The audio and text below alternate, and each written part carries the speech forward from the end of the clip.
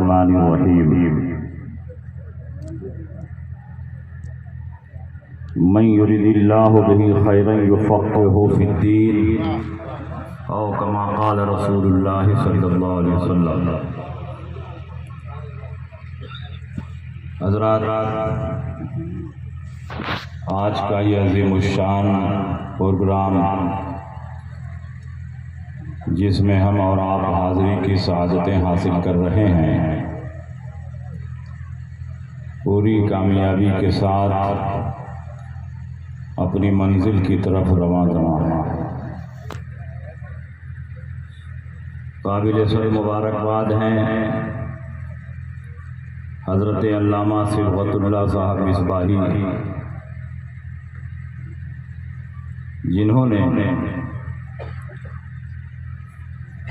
سہارن کے دل و دماغ کو سیوان گوپال گنج کے جید علماء کو اپنی اسٹیج پر جمع فرما لیا ہے۔ سامعین کا بھی زبردست مجمع ہے، یکے بعد دیگر علماء شعراء تشریف لاتے رہیں گے۔ میں تھوڑی دیر کے لیے یہاں حاضر ہوں۔ حضرت علامہ صبغت اللہ صاحب کا حکم ہے کہ امام اعظم ابو حنیفہ کی عبقریت، فقہ حنفی کے اثبات اور اظہار اور مسلک اعلیٰ حضرت کی حقانیت پر تقریر کریں۔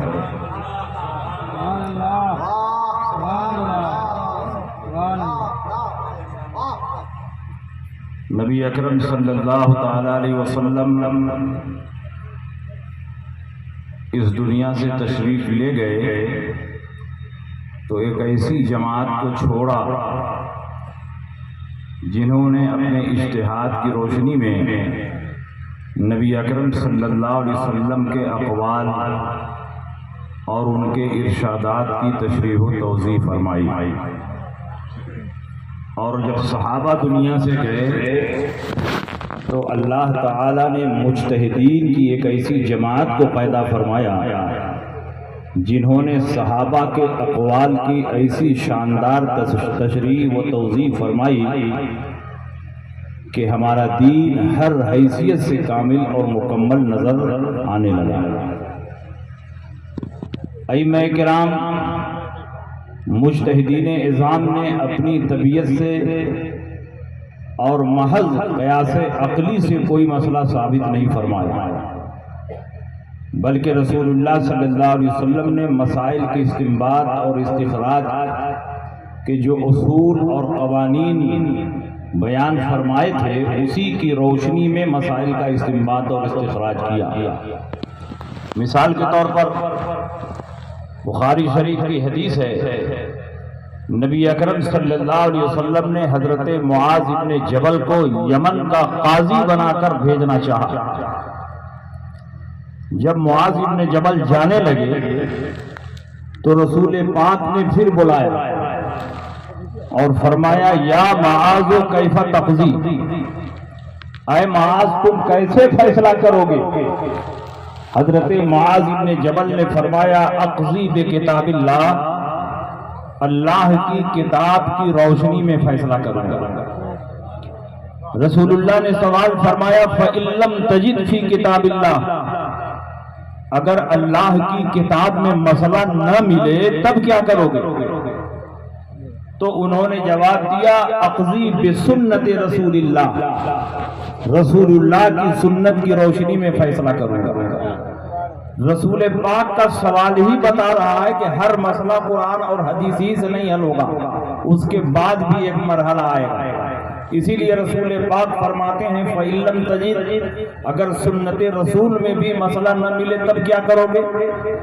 تو حضرت معاذ بن جبل نے یہ نہیں فرمایا، یا رسول اللہ دلیلیں تو صرف دو ہی ہیں، کتاب اللہ سنت رسول، اب میں کیا کر سکتا ہوں؟ اصول شرع تو دو ہیں، کتاب اللہ سنت رسول، تو اب میں کیا کروں گا؟ اگر کتاب اللہ میں بھی مسئلہ نہ ملے، سنت رسول اللہ میں بھی مسئلہ نہ ملے، تو اب اس کے بعد میں کیا کر سکتا ہوں؟ وہ معاذ ابن جبل تھے، وہ عظیم صحابی تھے، ان کو معلوم تھا کہ رسول پاک نے ہمیں یہ تعلیم دی ہے کہ جب کتاب و سنت میں کوئی مسئلہ نہ ملے تو کتاب و سنت کے نصوص کو، ان کے نظائر کو، ان کے امثال کو، ان کی مثالوں کو سامنے رکھ کے اس طرح کے احکام جو وہاں دیے گئے ہیں وہی احکام یہاں بھی جاری کیے جائیں گے۔ اس لیے انہوں نے فرمایا اجتہد و برائی، میں اپنی رائے سے قیاس اور اجتہاد کروں گا۔ یہ مطلب نہیں ہے کہ محض اپنی عقل سے مسئلہ بتاؤں گا، مطلب یہ ہے کہ کتاب اللہ اور سنت رسول اللہ کی نصوص کی روشنی میں قیاس شرعی کروں گا۔ آج غیر مقلدین کہتے ہیں اصول شرع صرف دو ہے، کتاب اللہ اور حدیث رسول، اس کے علاوہ کوئی چیز دلیل نہیں ہے۔ اگر اس کے علاوہ کوئی چیز دلیل نہیں تھی تو رسول پاک کو رد کرنا چاہیے، رسول پاک کو انکار کرنا چاہیے، رسول پاک کو تنبیہ فرمانا چاہیے، لیکن رسول پاک انکار نہیں فرما رہے ہیں بلکہ ارشاد فرماتے ہیں الحمدللہ الذی وفق رسول اللہ بما یرضی بہ رسول اللہ، تمام تعریف ہے اس اللہ کے لیے جس نے اپنے رسول کے قاصد کو اس بات کی توفیق دی جس سے اس کا رسول راضی ہے۔ اس کا مطلب یہ ہوا کہ نبی نے اسی دور میں یہ فیصلہ فرما دیا کہ پہلے کتاب اللہ میں مسئلہ تلاشا جائے گا، پھر سنت رسول اللہ میں تلاشا جائے گا، اور وہاں مسئلہ نہ ملے تو قیاس اور اجتہاد سے مسائل کا استنباط اور استخراج ہوگا۔ تو امام اعظم ابو حنیفہ نے اگر قیاس اور اجتہاد کیا ہے تو کون سا گناہ کیا ہے؟ امام اعظم نے تو وہی کام کیا جس کی تعلیم رسول پاک نے دی تھی۔ اب کوئی سوال کرے کہ اس حدیث میں تو اجماع امت نہیں ہے، اور آپ کے نزدیک اجماع امت بھی دلیل ہے۔ آپ حضرات کے نزدیک 4 دلیلیں ہیں، کتاب اللہ، سنت رسول، اجماع امت اور قیاس۔ تو میں جواب میں کہنا چاہوں گا کہ یہ گفتگو خود رسول پاک فرما رہے ہیں، معاذ ابن جبل سے گفتگو رسول پاک کی ہو رہی ہے۔ نبی کے زمانے میں اجماع امت کی کوئی ضرورت نہیں تھی، نبی جب موجود ہیں تو جس کو جو مسئلہ پوچھنا ہو نبی سے پوچھے، نبی جو کو فرمائے وہ حدیث رسول میں داخل ہوگا، وہ خود حجت اور دلیل ہے، الگ سے اجماع امت کی ضرورت نہیں۔ لیکن نبی کے زمانے میں قیاس کی ضرورت تھی، اجتہاد کی ضرورت تھی، اس لیے کہ نبی ہر جگہ دستیاب نہیں تھے۔ کسی کو قاضی بنا کر یمن بھیج رہے ہیں، کسی کو شام بھیج رہے ہیں، کسی کو ترکستان بھیج رہے ہیں، کسی کو قاصد بنا کر بھیج رہے ہیں، کسی کو معلم بنا کر بھیج رہے ہیں۔ تو یہ صحابہ نبی اکرم صلی اللہ علیہ وسلم سے دور بھی رہتے تھے، اگر وہاں کوئی نیا مسئلہ پیش آ جائے تو کیسے اس مسئلے کو حل کریں گے؟ اس لیے نبی کے زمانے میں قیاس اور اجتہاد کی ضرورت تھی، اس لیے رسول پاک نے قیاس اور اجتہاد کی تعلیم دی۔ اس وقت اجماع امت کی کوئی ضرورت نہیں تھی، لیکن جب نبی دنیا سے تشریف لے گئے تو صحابہ نے کئی مسائل پر اجماع فرمایا، 20 رکعت تراویح پر اجماع فرمایا، اور جمعہ کے دن ایک اذان کا اضافہ ہوا اور وہ پہلی اذان ہے۔ حضرت عثمان غنی نے پہلی اذان کا اضافہ کیا اور مقام زہرا پر وہ اذان دلوائی، اور سارے صحابہ نے اس پر اجماع کر لیا۔ تو اجماع امت کی ایسے ہی دلیل ہے جیسے قیاس دلیل شرعی ہے۔ اس لیے ہم اہل سنت کے نزدیک 4 دلیلیں ہیں، کتاب اللہ، سنت رسول، اجماع امت اور قیاس۔ امام اعظم ابو حنیفہ نے محض اپنی عقل سے اور دماغ سے یہ فیصلہ نہیں کیا ہے، بلکہ نبی نے جو تعلیم دی تھی اسی تعلیم کی روشنی میں امام اعظم ابو حنیفہ نے 86,000 مسائل کا استنباط اور استخراج فرمایا، 38,000 مسائل عبادات سے متعلق نکالے، باقی مسائل معاملات سے متعلق نکالے۔ اور امام اعظم ابو حنیفہ اپنے دور کے اتنے بڑے محدث اور فقیہ ہیں کہ پورے کوفے کا علم 2 محدث میں جمع تھا، ایک شعبہ ابن الحجاج اور ایک مسعر ابن کدام۔ پورے کوفے کا علم 2 محدثوں میں جمع تھا، شعبہ ابن الحجاج اور حضرت سفیان ثوری۔ ان دونوں کو علم حدیث میں جو کوئی مسئلہ پیش آتا تو مسعر ابن قدام کی بارگاہ میں پہنچتے، مسعر ابن قدام اس کو حل فرماتے۔ اس کو یوں سمجھیے کہ پورے کوفے کے محدثین دو محدث کے محتاج ہیں، شعبہ ابن الحجاج، سفیان ثوری، اور یہ دونوں محدث اپنے بڑے محدث کے محتاج ہیں، وہ مسعر ابن قدام ہیں۔ اور مسعر ابن قدام کا بیان سنیے، وہ فرماتے ہیں کہ مجھے علم حدیث میں جب مشکلات پیش آتی ہیں تو میں امام اعظم کی بارگاہ میں پہنچتا ہوں۔ وہ فرماتے ہیں کہ علم حدیث میں ہم نے امام اعظم کا مقابلہ کیا تو امام اعظم ہم سے آگے بڑھ گئے، اور زہد و تقویٰ، عبادت و ریاضت میں امام اعظم سے مقابلہ کیا تو امام اعظم زہد و تقویٰ اور عبادت و ریاضت میں بھی مجھ سے آگے بڑھ گئے۔ اس کا مطلب یہ ہوا کہ امام اعظم ابو حنیفہ کوفے کے سب سے بڑے فقیہ بھی ہیں اور کوفے کے سب سے بڑے محدث بھی ہیں۔ یہ امام اعظم ابو حنیفہ کی شان ہے۔ تم کہتے ہو امام اعظم کو صرف 17 حدیثیں یاد تھی، جس نے 86,000 مسائل کا استنباط اور استخراج کیا ہو۔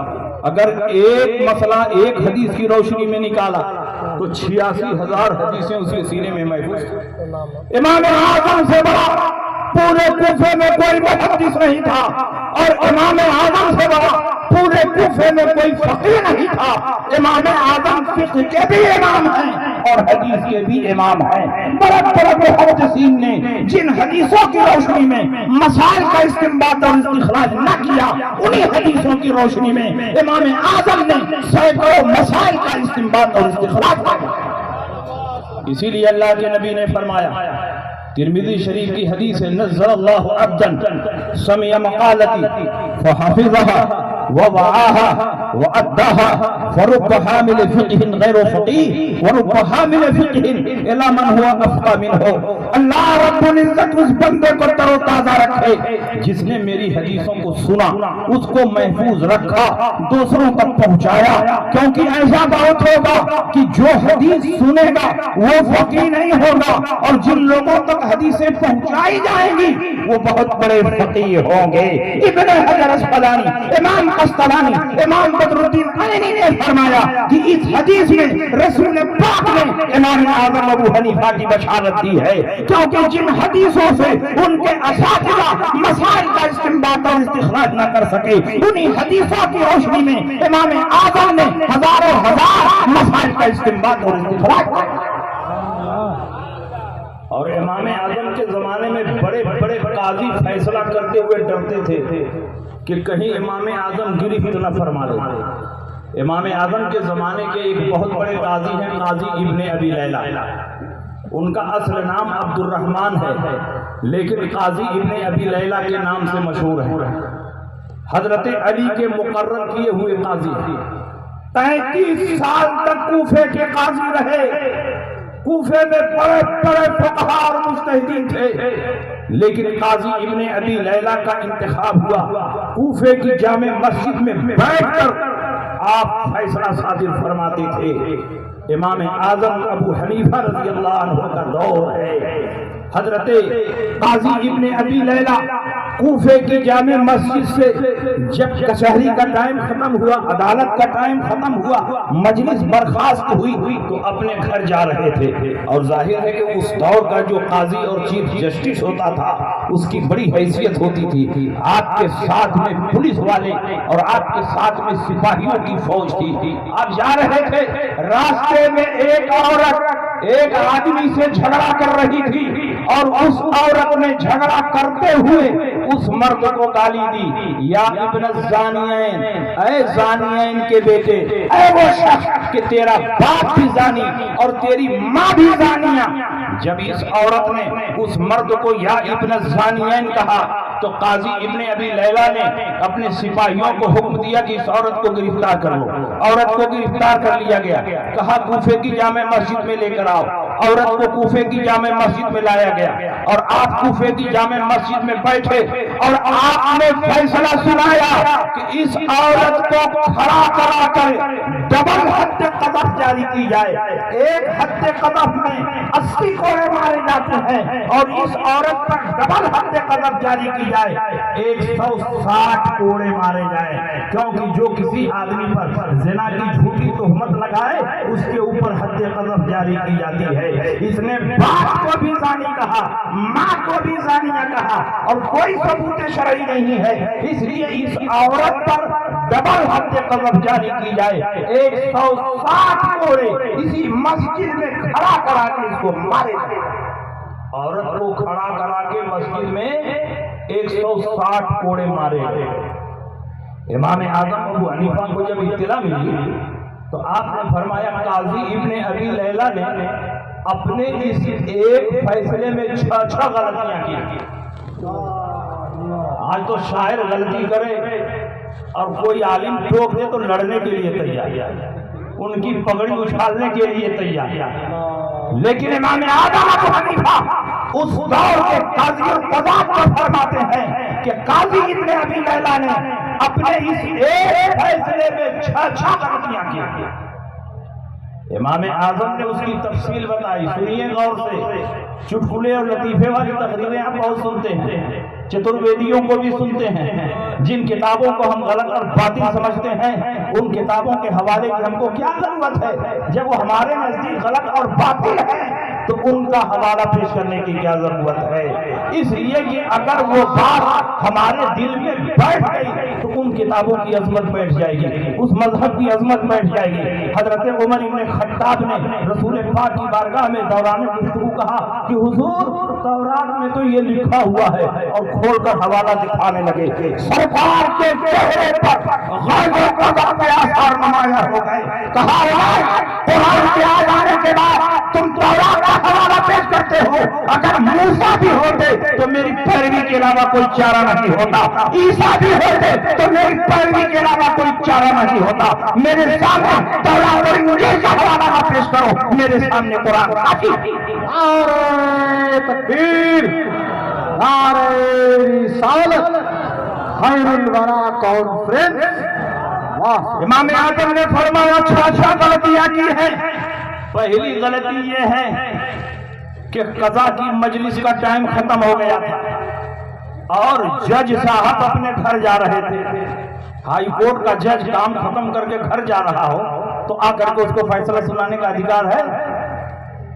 قضا کا ٹائم ختم ہو گیا تھا, مجلس برخاست ہو گئی تھی, قاضی صاحب اپنے گھر جا رہے تھے اور پولیس والوں سے عورت کو پکڑوا کر کے فیصلہ سنا دیا. یہ ان کی پہلی غلطی ہے. دوسری غلطی یہ ہے کہ اس مسجد میں انہوں نے حد لگوائی, جبکہ مسجد میں حدودوں کے ساتھ کا فیصلہ ہو سکتا ہے لیکن مسجد میں حد لگانا ناجائز و حرام ہے, کیونکہ مسجد نماز پڑھنے کی جگہ ہے, مجرموں کو سزا دینے کی جگہ نہیں ہے. یہ دوسری غلطی ہے. اور تیسری غلطی یہ ہے کہ عورت کو کھڑا کروا کر حد لگوائی, جبکہ رسول پاک نے فرمایا عورت پر جب حد جاری کی جائے تو بیٹھا کر حد جاری کی جائے کہ کہیں کپڑا پھٹے تو اس کی بے ستری نہ ہونے پائے. عورت کو بیٹھا کر کے حد لگائی جائے تاکہ ستر پوشی ہوتی رہے. یہ ان کی تیسری غلطی ہے. اور چوتھی غلطی یہ ہے کہ انہوں نے 2 حد کا فیصلہ سنا دیا, حالانکہ اس مسئلے میں 2 حد واجب نہیں ہے, ایک ہی حد واجب ہے, کیونکہ گالی کا کلمہ ایک ہے.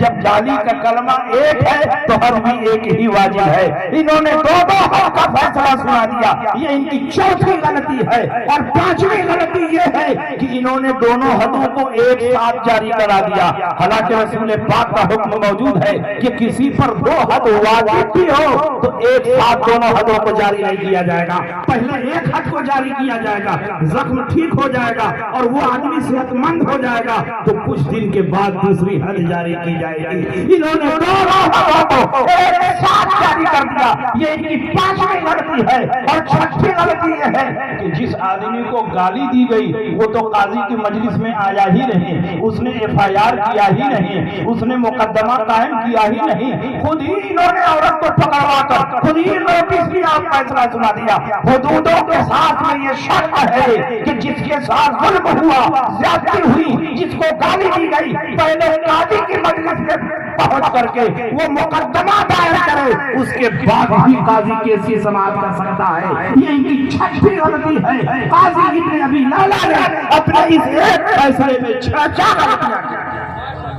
हम किसी ऐसे तैसे मौलवी के मुकल्लिद नहीं हैं, हम उसके मुकल्लिद हैं जिसके पीछे बड़े बड़े फुकहा चल रहे हैं, बड़े बड़े मुज्तहिदीन चल रहे हैं, मुहद्दिसीन चल रहे हैं, जिसको अल्लाह ने दुनिया में पैदा न किया होता तो दीन को समझना मुश्किल हो जाता, जिसको अल्लाह ने दुनिया में पैदा न किया होता तो दीन की राहें हमारे लिए दुश्वार हो जाती। उसने नए मसाइल को इस तरह के उसूलों की रोशनी में हल फरमा दिया कि क़यामत तक जितने भी जदीद किस्म के मसाइल पैदा होते रहेंगे, इमाम आज़म के उसूलों की रोशनी में उनका जवाब क़यामत तक मिलता रहेगा। ये शान है इमाम आज़म अबू हनीफा का।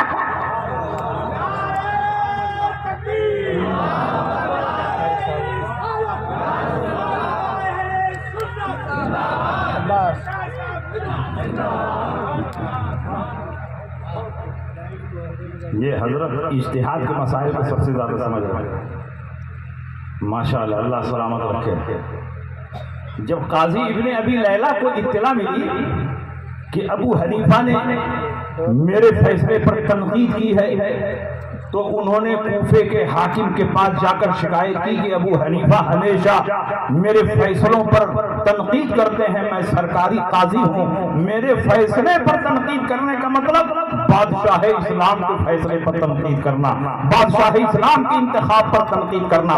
इसलिए अबू हनीफा पर पाबंदी लगा दी जाए कि अबू हनीफा फतवा ना दें, किसी को मसला ना बताएं। कूफे के हाकिम ने इमाम आज़म अबू हनीफा को बुलाया और कहा आप पर पाबंदी लगाई जाती है कि आप किसी को फतवा नहीं देंगे, मसला नहीं बताएंगे।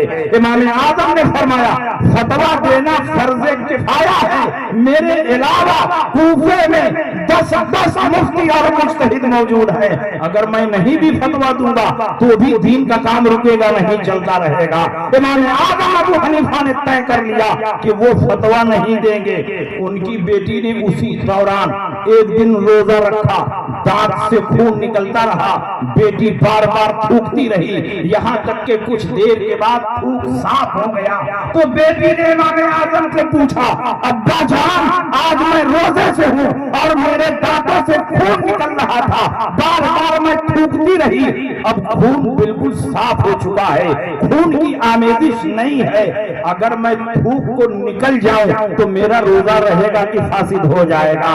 इमाम आज़म से घर की चहारदीवारी में मसला पूछा गया, पूछने वाला कोई बाहरी नहीं है, आपकी बेटी है, अपने घर में मसला बता देते तो किसको खबर होती, लेकिन इमाम आज़म अबू हनीफा सिर्फ शरीयत के इमाम नहीं तकवा के भी इमाम थे। इमाम आज़म ने फरमाया कि अमीर की इताअत मेरे ऊपर वाजिब है, ऐ मेरी बेटी मुझ पर पाबंदी है, मैं किसी को मसला नहीं बता सकता, तुम अपने भाई हम्माद से पूछो। इब्ने खुल्दान ने जब ये वाक़या लिखा है तो ये भी लिखा है कि तकवा और तहारत, अमानत और दयानतदारी की इमाम आज़म ने जो मिसाल पेश की है पूरी दुनिया में उसकी कोई नज़ीर और मिसाल नजर नहीं आई। ये शान है इमाम आज़म अबू हनीफा की। इमाम आज़म के बारे में कल भी प्रचार हो रहा था कि ये क़यास से मसला बताते हैं और आज भी गैर मुक़ल्लिदीन प्रचार करते हैं कि इमाम आज़म क़यास से मसला बताते हैं। इमाम आज़म अबू हनीफा ने सबसे कम क़यास किया है, मेरी इस गुफ्तगू को नोट करके लिखो, सबसे कम क़यास جس امام نے کیا ہے وہ امام اعظم ابو حنیفہ ہیں۔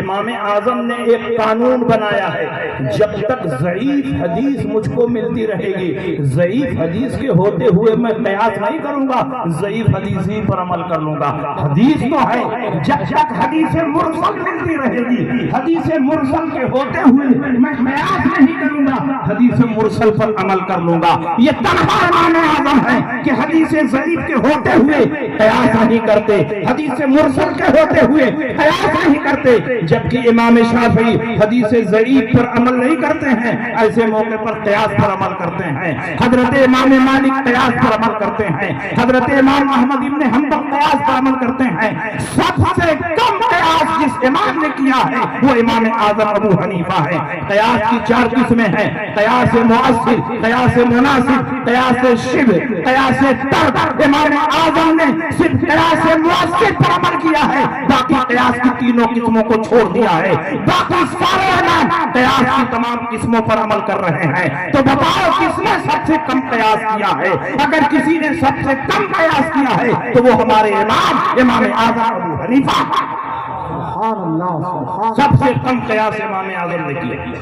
اس دور کے بہت بڑے امام ہیں حضرت امام باقر رضی اللہ تعالیٰ، ان کو اس دور میں امام الہدیٰ کہا جاتا تھا، امام باقر، اور خاندان نبوت سے ان کا تعلق ہے۔ حضرت امام زین العابدین کے بیٹے ہیں اور امام حسین کے پوتا ہیں۔ سید سجاد کے صدقے میں ساجد رکھ مجھے، علم حق دے باقر علم ہدیٰ کے واسطے۔ باقر العلوم ہے، اس دور میں آپ محدثین کے مقتدی اور پیشوا تھے۔ کچھ لوگ ان کے پاس گئے اور کہا حضور ابو حنیفہ دین میں قیاس بہت کرتے ہیں، اپنی عقل سے اپنی رائے سے نئی نئی باتیں نکالتے ہیں اور رسول اللہ کی حدیثوں کو رد کر دیتے ہیں۔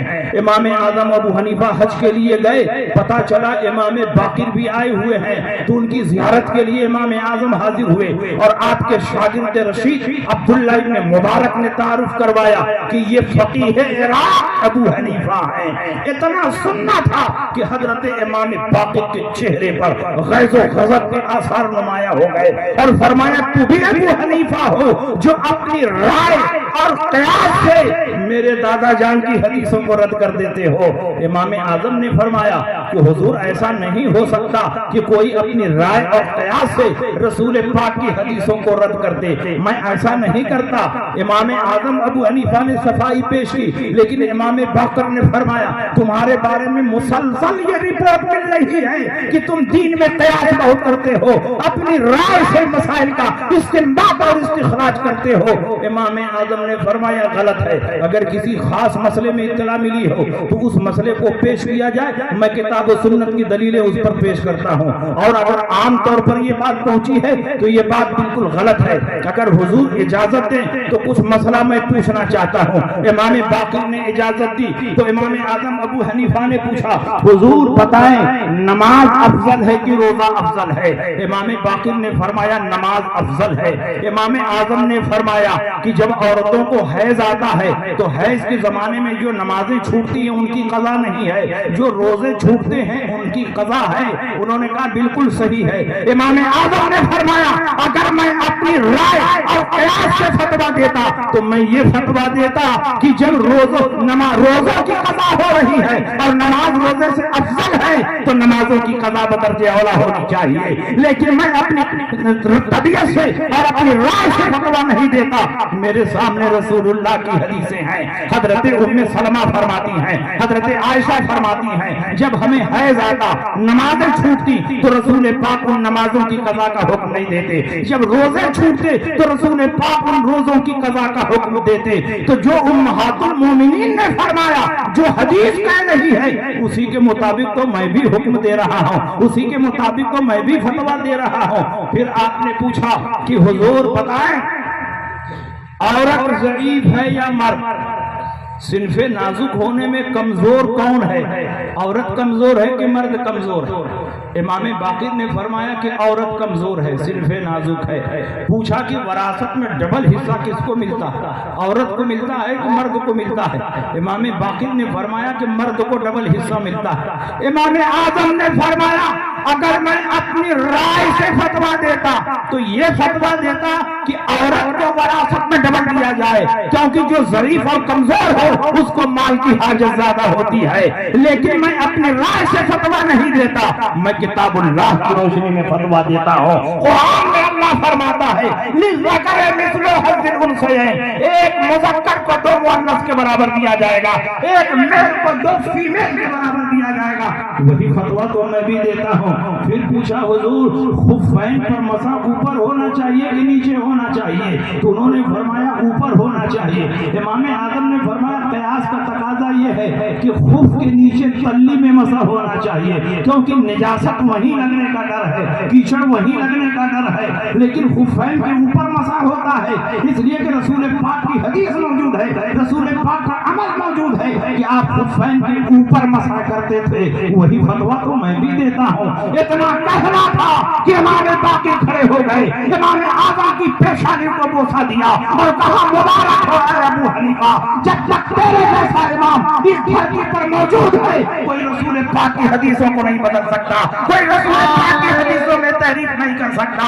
اس دور کے دور میں اہل دین اسی لیے امام اعظم سے چڑھتے ہیں کہ جب جب حدیث کے نام پر یہ ہیرا پھیری کرتے ہیں، گھوٹالا کرتے ہیں، تو امام اعظم کے غلام ان کی چوری کو پکڑ لیتے ہیں، ان کے چہرے کو بے نقاب کر دیتے ہیں.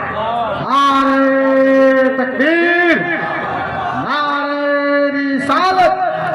خیر الورا کانفرنس خلیفہ حضور سرکار تاج الشریعہ حضرت علامہ مفتی شمشاد احمد صاحب اللہ مصراحی. آپ ذرا اندازہ لگائیں امام اعظم ابو حنیفہ کی کیا شان ہے. امام اعظم ابو حنیفہ نے ایک دو نہیں 86,000 مسائل کا استنباط اور استخراج کیا. آج جو لوگ یہ دعویٰ کرتے ہیں کہ ہم تقلید نہیں کریں گے، ہم امام اعظم کی پیروی نہیں کریں گے، ہم امام شافعی کے مقلد نہیں بنیں گے، اس لیے کہ اللہ نے ہمیں دماغ دیا ہے، اللہ نے ہمیں شعور دیا ہے.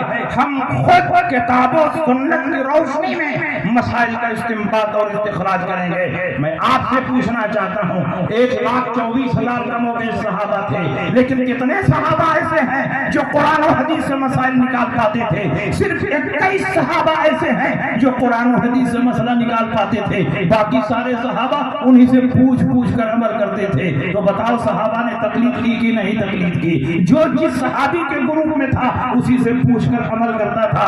گویا صحابہ بھی اپنے سے اوپر والے صحابہ کے مقلد تھے. اس دور میں تقلید شخصی نہیں ہو رہی تھی، اس لیے کہ جب سارے صحابہ حق ہیں تو تقلید شخصی کی کیا ضرورت ہے؟ جو جس کے گروپ میں تھا اس سے پوچھ کر مسائل کو سمجھتا تھا اور اس کے اوپر عمل کرتا تھا.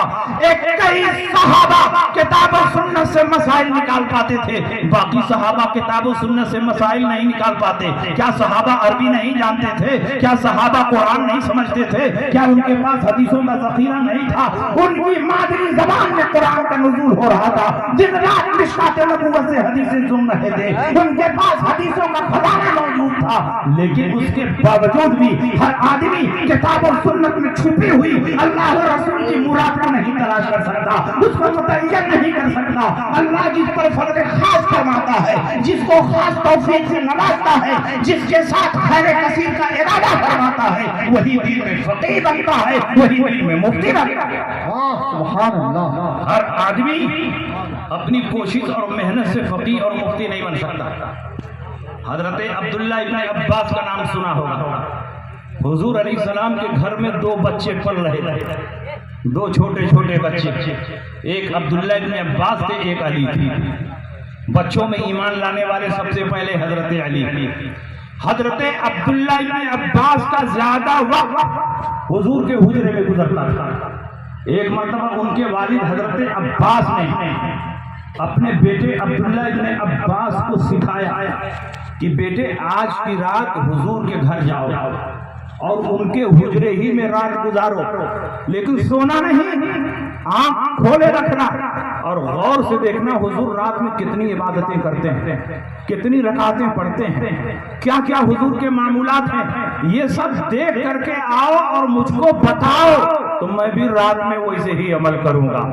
حضرت عبداللہ ابن عباس بچے ہی تھے، نبی کے گھر آئے اور حضور کی زوجہ محترمہ حضرت میمونہ حضرت عبداللہ ابن عباس کی خالہ تھی، خالہ سے کوئی پردہ بھی نہیں ہے، اسی حجرے میں قیام فرما ہوئے اور اپنی خالہ سے کہا خالہ جان آج میں آپ کے حجرے ہی میں رہوں گا۔ انہوں نے فرمایا بیٹے شوق سے رہو۔ جب عشاء کی نماز ہو گئی تو حضرت عبداللہ ابن عباس نبی اکرم صلی اللہ علیہ وسلم اور حضرت میمونہ کے سونے کا وقت آیا تو گھر میں بستر ایک ہے، تکیہ ایک ہے، مہمان کا انتظام کیسے ہو؟ اور نبی کا کوئی لمبا چوڑا حجرہ نہیں تھا، ایک چھوٹا سا حجرہ تھا اور لمبا آدمی کھڑا ہو جائے تو اس کا سر چھت میں لگ جائے، گھاس بھوس کی چھت تھی، اس میں نبی کا وقت گزر رہا تھا۔ حضرت عباس عبداللہ ابن عباس کے سونے کا وقت آیا تو نبی اکرم صلی اللہ علیہ وسلم نے کیسے سلایا اس کو بھی ذرا غور سے سنیے۔ تکیہ ایک ہے، سونے والے تین ہیں، تو تکیہ کا جو لمبا والا حصہ ہوتا ہے اس کے ایک کونے پر سر رکھ کر نبی سوئے، دوسرے کونے پر سر رکھ کر حضرت میمونہ سوئیں اور بیچ میں لڑکے عبداللہ ابن عباس کو سلایا گیا۔ عبداللہ ابن عباس سونے کے لیے تو گئے نہیں تھے، آنکھیں بند کر کے پڑے ہوئے ہیں۔ جب کچھ رات گزری حضور علیہ السلام چپکے سے اٹھے، دروازہ کھولا اور پیشاب خانے میں تشریف لے گئے تو عبداللہ ابن عباس بھی چپکے سے اٹھے اور دیکھنے لگے کہ حضور کیا کر رہے ہیں۔ دیکھا حضور پیشاب خانے میں تشریف لے گئے ہیں۔ دماغ نے کہا کہ نبی استنجا خانے سے نکلیں گے تو ضرور وضو کے لیے پانی تلاش کریں گے، کیوں نہ میں ہی پہلے سے لوٹے میں پانی بھر کے رکھ دوں تاکہ نبی کو تلاش نہ کرنا پڑے۔ عبداللہ ابن عباس نے لوٹے میں پانی رکھ کر استنجا خانہ کے سامنے رکھ دیا۔ حضرت میمونہ بھی سب دیکھ رہی تھی۔ نبی جب باہر نکلے دیکھا پانی موجود ہے، نبی کا دریائے کرم جوش مارنے لگا۔ اللہ کے نبی خوش ہوئے، فرمایا کس نے پانی رکھا؟ تو میمونہ نے فرمایا کہ چھوٹے بچہ نے پانی رکھا ہے، عبداللہ ابن عباس نے پانی رکھا ہے۔ نبی اکرم صلی اللہ علیہ وسلم خوش ہو کر دعا دے رہے ہیں، اللہم علمہ الکتاب وفقہہ فی الدین، اے اللہ ان کو کتاب اللہ کا علم عطا فرما اور دین میں فقیہ بنا دے۔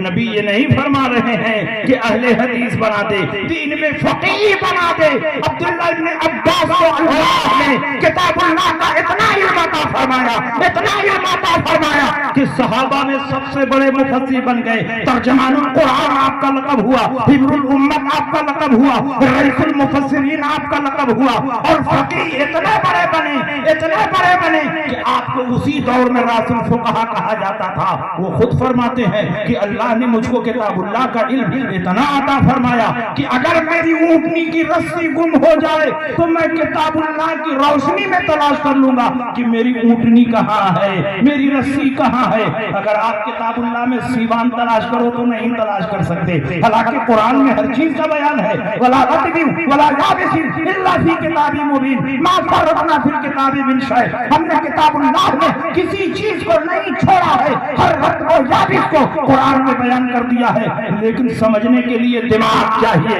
عبداللہ ابن عباس فرماتے ہیں میری اونٹنی کی رسی گم ہو جائے تو میں کتاب اللہ میں تلاش کر لوں گا میری رسی کہاں ہے۔ نبی کی دعا کا اثر ہے کہ عبداللہ ابن عباس جوانی کی دہلیز پر پہنچتے پہنچتے بڑے بڑے صحابہ سے زیادہ فقہ میں ماہر ہو گئے، یہاں تک کہ عمر ابن خطاب رضی اللہ تعالیٰ عنہ جب اپنی کیبنٹ کی میٹنگ بلاتے تھے، اپنے دور خلافت میں فقہاء صحابہ کو جمع کرتے تھے، کسی جدید مسئلے پر فقہاء سے میٹنگ کرتے تھے، سیمینار کرتے تھے، تو عبداللہ ابن عباس کو اپنے بغل میں بٹھاتے تھے۔ حضرت عبیدہ ابن الجراح، عبد الرحمن ابن عوف اور بڑے بڑے صحابہ نے کہا کہ ایک نوجوان کو آپ اپنے بغل میں بٹھاتے ہیں، ارے ان کے جیسے تو ہمارے بھی بیٹے ہیں، اگر ان کو بیٹھاتے ہیں تو ہمارے بیٹوں کو کیوں نہیں بیٹھاتے ہیں؟ حضرت عمر نے فرمایا ایک دن میں اس کا جواب دے دوں گا۔ پھر ایک دن حضرت عمر نے تمام صحابہ کرام کو بلایا اور عبداللہ ابن عباس کو بھی بلایا، بڑے بڑے فقہاء صحابہ کو بلایا اور عبداللہ ابن عباس کو بلایا۔ میٹنگ شروع ہوئی تو حضرت عمر ابن خطاب نے فرمایا کہ آپ لوگ پہلے کہتے تھے کہ ان کو آپ اپنے قریب رکھتے ہیں، ان کے جیسے تو ہمارے بیٹے ہیں، ان کو کیوں نہیں قریب رکھتے؟ تو سنیے بخاری شریف کی روایت، حضرت عمر رضی اللہ عنہ نے تمام فقہاء صحابہ کو جمع کیا، معمر صحابہ کو جمع کیا اور عبداللہ ابن عباس کو اپنے بغل میں رکھا اور کہا کہ پہلے آپ لوگ بتائیے، قرآن میں ایک سورہ مبارکہ اتری ہے، اذا جاء نصر اللہ والفتح ورأيت الناس يدخلون في دين الله افواجا فسبح بحمد ربك واستغفره انه كان توابا۔ اس سورہ مبارکہ سے آپ لوگ کیا سمجھتے ہیں؟ تو بڑے بڑے صحابہ ہیں، سب نے جواب دیا۔ کسی نے کہا اس میں فتح مکہ کی بشارت دی گئی ہے، کسی نے کہا کہ جب فتح مل جائے اور اللہ کی مدد مل جائے تو ہمیں توبہ و استغفار کرنا چاہیے، اللہ کا شکر ادا کرنا چاہیے۔ کسی نے کہا کہ جب مکہ فتح ہوگا تو لوگ جھوٹ در جھوٹ اسلام میں داخل ہونے لگیں گے، اسلام کو غلبہ حاصل ہوگا، اسلام کو شوکت حاصل ہوگی۔ سب نے اپنا اپنا جواب دیا اور جو ان کے بیٹے تھے وہ تو چپ رہے، ان کو بولنے کی ہمت بھی نہیں ہوئی۔ تو اللہ کے نبی نے فرمایا، اے عبداللہ ابن عباس تم کیا اس کا جواب دیتے ہو؟ تو عبداللہ ابن عباس نے فرمایا کہ میرا جواب یہ ہے کہ اس سورہ میں اللہ نے اپنے نبی کی موت کی خبر دی ہے کہ اب مکہ فتح ہو چکا ہے، لوگ اسلام میں جھوٹ در جھوٹ داخل ہو رہے ہیں، اسلام کو غلبہ حاصل ہو چکا، اسلام کو شوکت حاصل ہو چکی، اسلام کا کام مکمل ہو چکا ہے۔ جس کام کے لیے آپ کو بھیجا گیا تھا وہ کام مکمل ہو گیا ہے، اب آپ کو دنیا میں نہیں رہنا ہے، رب کی بارگاہ میں کوچ کرنا ہے۔ اس سورہ مبارکہ میں اللہ نے اپنے حبیب کی موت کی خبر